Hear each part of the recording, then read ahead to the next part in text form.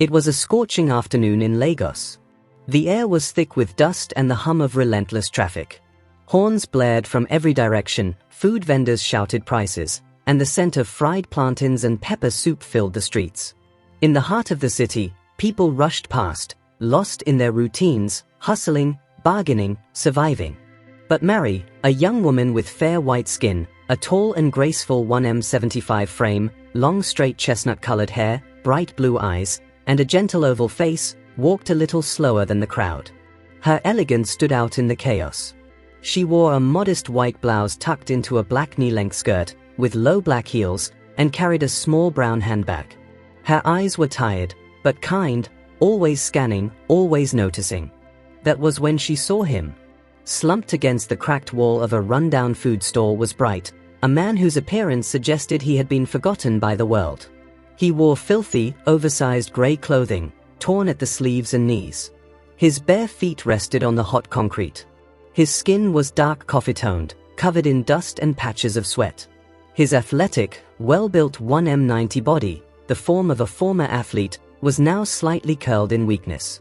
Despite the dirt, his sharp facial features stood out: a handsome oval-shaped face, high cheekbones, a strong jawline covered in a short, unshaven beard. But what struck Mary most were his eyes, bright, glowing hazel eyes, filled with something she couldn't name. Pain, yes, but also intelligence and dignity. As the crowd bustled around him, no one looked down. No one cared. But Mary stopped. Her blue eyes locked onto Bright's glowing hazel ones. He noticed her, too. His body weak, but his gaze alert. He didn't beg. He didn't even move. But there was a silent cry in his posture, a whisper of exhaustion in the way he leaned into the wall. He looked like a man whose soul had traveled too far to speak. Mary, moved by something deeper than reason, stepped closer. Her colleagues at the insurance firm always said she was too emotional, too idealistic, too soft for Lagos. But she didn't care. She knelt, softly, careful not to scare him. "Are you okay?" she asked gently, her voice barely rising above the city noise. Bright, with his short, curly black hair, unshaven but symmetrical face, and hazel eyes still sharp despite the sickness in them, simply nodded once. A slow, tired nod. He looked up at her, unsure if she was real. She opened her handbag and pulled out a bottle of water and a small wrap of Puff Puff. She had just bought it for her lunch. She handed them to him without a word. Bright, the man who many assumed had nothing, stared at the food like it was a gift from the gods. His hands trembled as he took it. Still, he said nothing. But he bowed his head slightly in gratitude. That moment marked the beginning of something neither of them could have predicted. On that hot, chaotic afternoon in Lagos, two souls had crossed paths, one disguised in rags, the other dressed in quiet compassion. Mary had no idea that the sick beggar she had helped was a man with millions in the bank, hiding in plain sight. And Bright had no idea that the woman offering him water was about to change the course of his life. The next morning, the same street corner in Lagos awoke to its usual rhythm: horns honking, vendors shouting, the aroma of breakfast puff puff floating through the air. But amidst the chaos, one routine quietly began to change. Every day, just as the sun slipped behind the buildings and the shadows began to stretch, Mary returned. Mary walked toward that same cracked wall. But today, she looked different, more radiant in a long flowing yellow dress and simple flat sandals. Her handbag now carried not just her essentials, but something else, something for him. Still seated where she had left him the day before was Bright. Bright had barely slept. The puff puff and water she gave him had been the first kind act he'd received in weeks, perhaps months. But it wasn't just the food.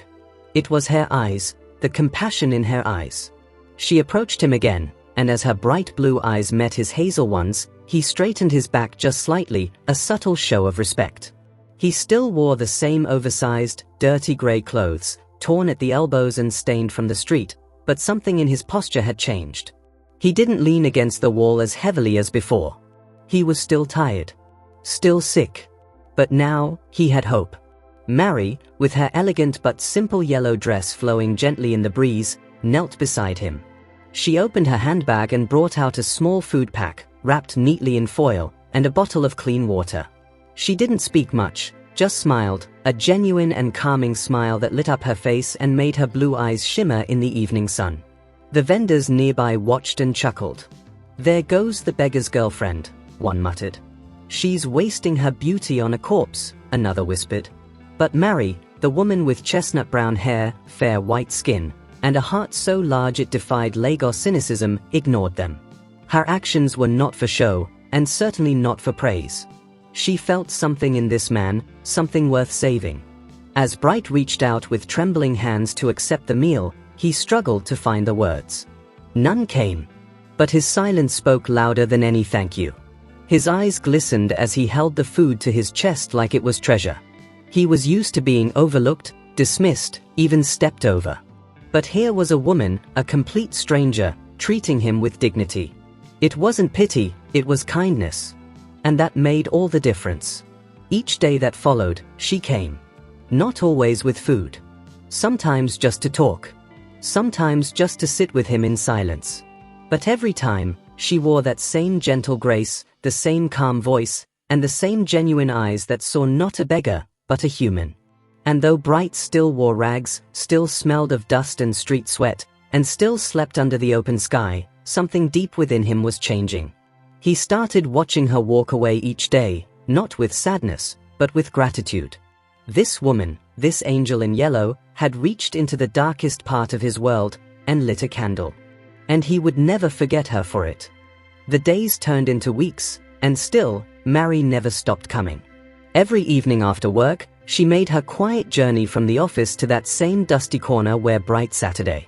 But now, the effort was beginning to take a toll, not just on her body, but on her life. Mary had started skipping her own meals to buy food and medicine for Bright. Her once perfect lunches became bread and water. Her nights were restless, thinking of what he might need next. And one morning, with trembling fingers, she unclasped the gold necklace her late mother had given her, and sold it. She didn't tell anyone. But soon, people began to notice. Her co-workers, many of whom wore flashy heels and brightly colored wigs, started whispering whenever she entered the office.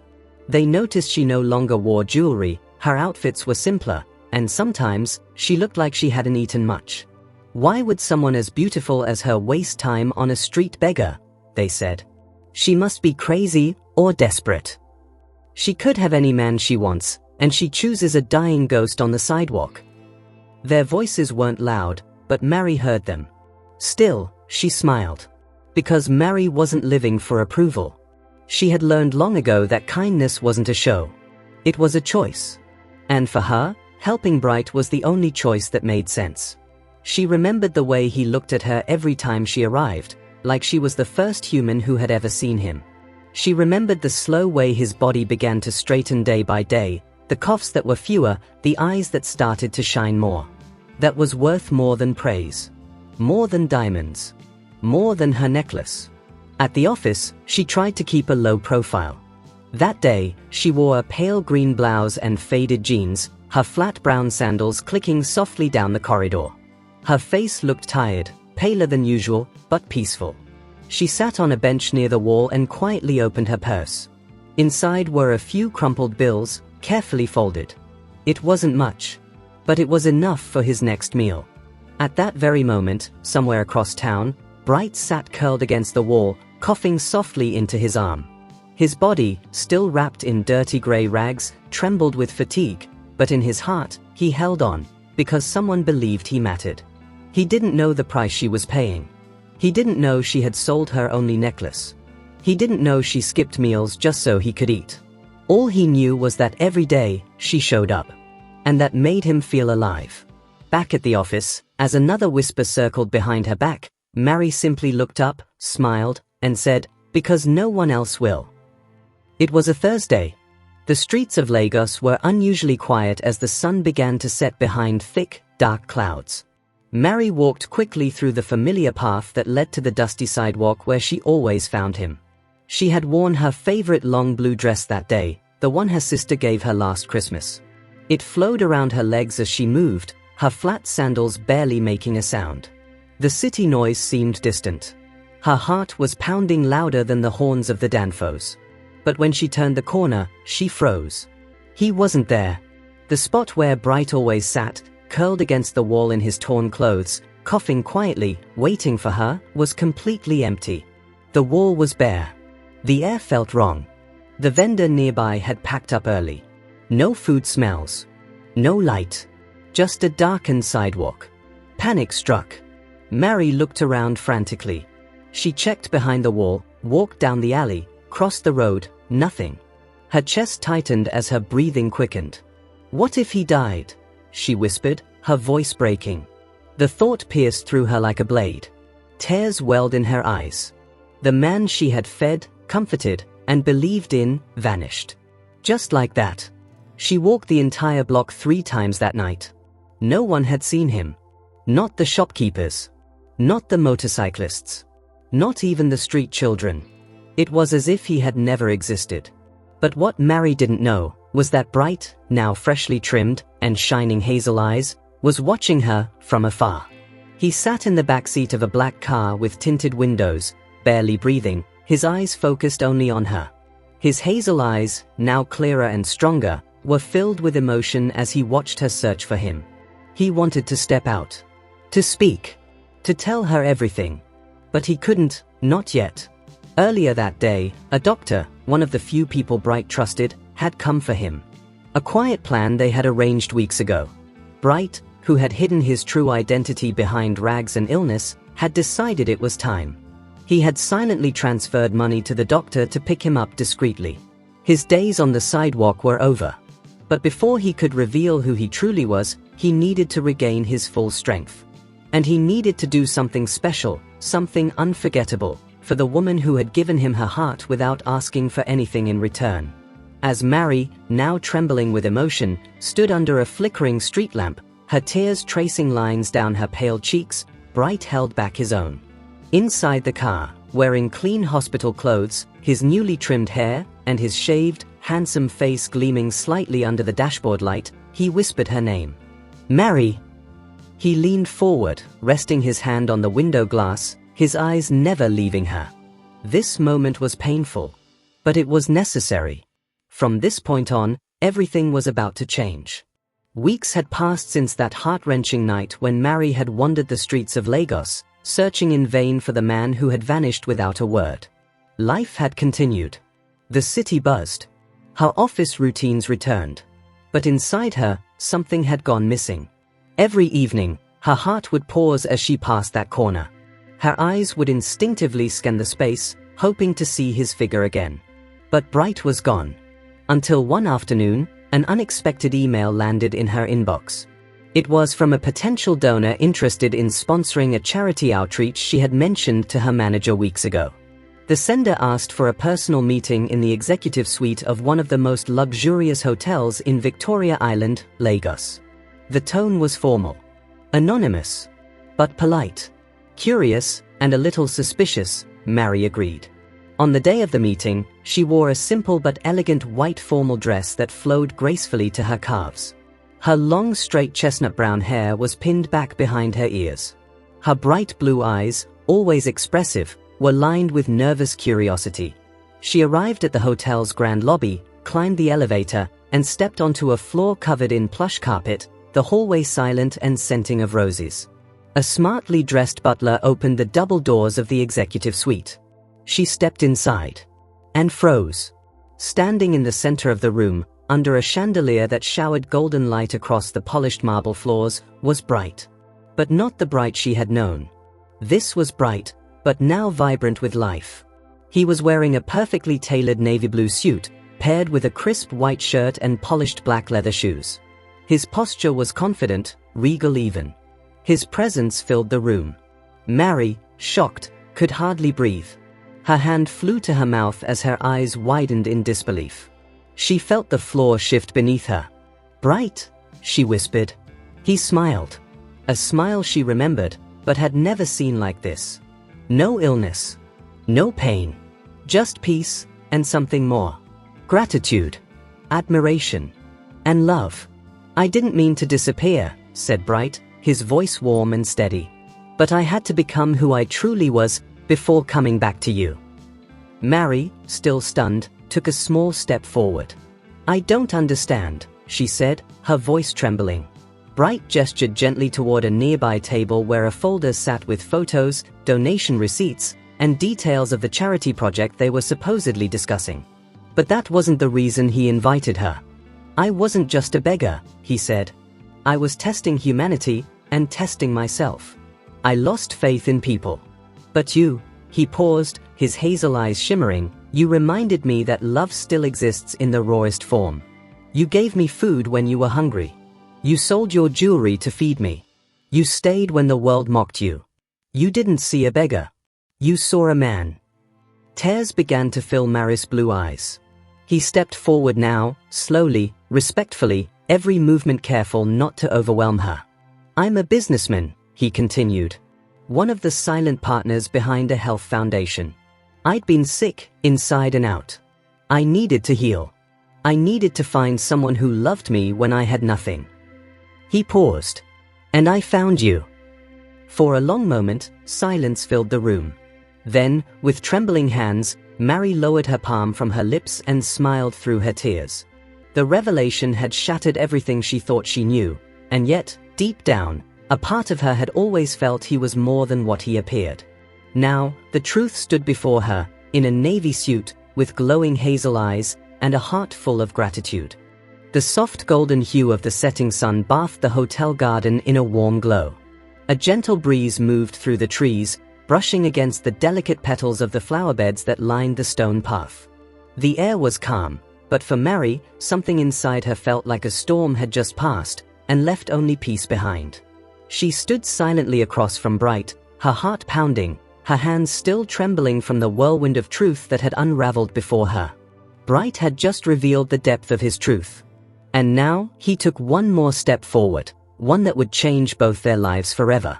He dropped gently to one knee, not with drama, not with pressure, but with a quiet reverence. His navy blue suit jacket hugged his broad shoulders, but the tie was gone now. He had unbuttoned the collar of his white shirt, revealing a more relaxed side of the man she once knew as a beggar, and now saw as a king. His hazel eyes, still glowing with that same rare light that first drew her in when he had nothing, looked up at her with tenderness. You saved my life, Bright said gently. You loved me when I had nothing. When I was at my weakest. You saw me when the world turned away. Mary was already in tears. But now they flowed freely down her cheeks. I didn't do it to gain anything, she whispered. I know, he replied. And that's why you deserve everything.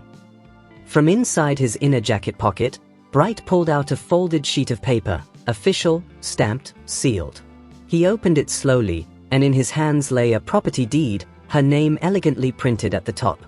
This is your new home, he said. Mary gasped, her hands flying to her face. And that's not all, Bright continued. He stood now, slowly, and looked into her eyes with deep sincerity. I want you to manage my foundation. The same one that helps the sick, the abandoned, the forgotten, people like I once was. You already know how to love them. You already know what it means to give. Mary didn't speak. She couldn't. Instead, she took one step forward and threw her arms around him. Her body pressed against his chest, her chestnut-colored hair brushing his collar. Her tears soaked into his shoulder. And Bright, now fully whole in every sense, wrapped his strong arms around her with gentleness. They didn't need to say anything more. Their silence was filled with everything. Behind them, the hotel garden glowed. The wind sang through the leaves. The world around them didn't exist in that moment. Just the reward of love freely given. Just destiny fulfilling its promise. And then, together, hand in hand, they began to walk, out of the garden, toward the gate, toward a future written not in riches, but in truth, sacrifice, and a love that had grown between the cracks of a broken world. In a world that often rewards appearance over intention, this story reminds us that true beauty lies in the unseen. Mary didn't fall for status. She didn't ask questions. She simply loved, cared, and gave, when it was hard, when it hurt, when no one else would. And Bright could have chosen anyone. But he chose the one who saw him when he was invisible to the world. This isn't just a love story. It's a lesson in humanity. How often do we pass by someone in need, assuming they have nothing to offer? What if the person you ignore today is your destiny disguised? So the next time life gives you a chance to show kindness, take it. Don't wait for the perfect conditions. Don't seek applause. Be the light someone needs when their world is dark. White right pointing backhand index. If this story touched your heart, share it. Let someone else believe in the power of selfless love. Subscribe for more life-changing stories. Because sometimes, miracles don't fall from the sky. They walk the streets in rags, waiting to be seen. Thank you for watching.